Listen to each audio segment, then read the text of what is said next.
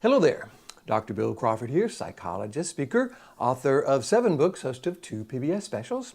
Here again to bring you another tip on how to help you create the life you want. Specifically, how to use my life from the top of the mind philosophy to bring more clarity, confidence, creativity to everything you do. Today I want to look at the statement, we are.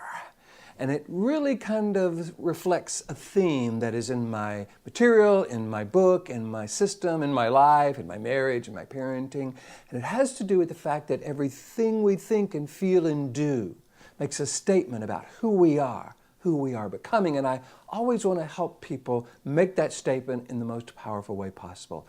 There is a quote that I'm sending out to those 6,000 folks on my quote list, which, by the way, if you'd like to receive my quote, all you got to do is go to my website, billcrawfordphd.com, or just Google Bill Crawford, hit the contact button. Let me know what you're interested in. Let me know if you'd like to receive this. There's a place to subscribe, and you can receive this each week.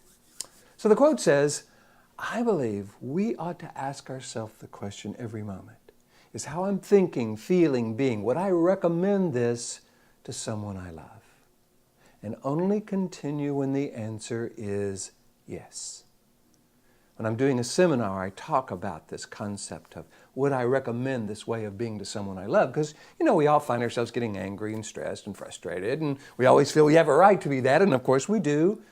But when I ask the question, yeah, and would you recommend this to someone you love? Very few people go, yes, I really would recommend my loved ones being stressed and angry and frustrated and resentful. It gives a certain amount of clarity to who we want to be.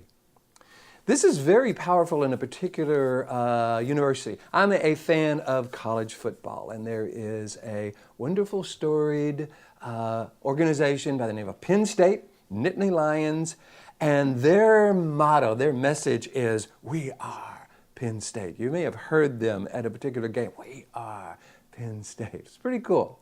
This story begins back in the days of segregation, when major universities weren't allowing African American students into the university.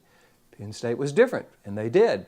But when they were being invited to go play a football game down south, one of those southern universities said, well, yeah, you can come, but you can't bring any black players.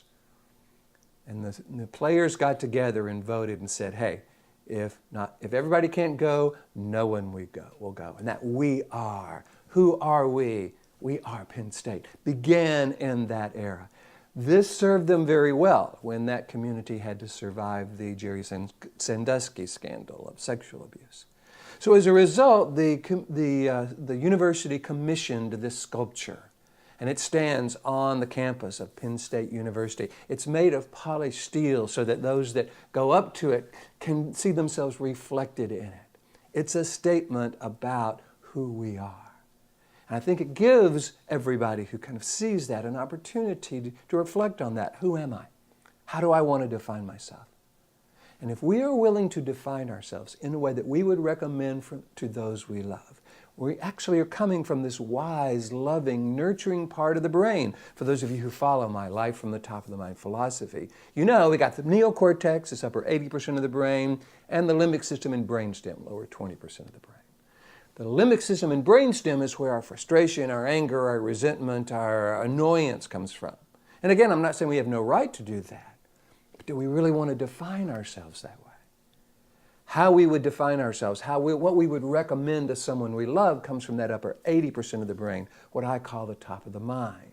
And this is where our clarity, confidence, creativity, compassion resides. So if we can go into every situation asking that question, who are we? Who am I? Am I willing to be in this situation in a way I would recommend to those we love? That can be very powerful in helping us create the life we want. If you're enjoying these videos, I hope you hit the like button. You know how Facebook, Pinterest, YouTube always love it when you like it. If you feel your friends could find this valuable, please feel free to share it with them. If you want to subscribe to my YouTube channel, all you got to do is go there, subscribe. Every week I will post one of these videos with kind of a description of what's going on. So if you want to read the description, you'll see kind of an essay on bringing these qualities and characteristics to life. In the meantime, here is to you, bringing more clarity, confidence, creativity to everything you do. And I look forward to seeing you in the next video.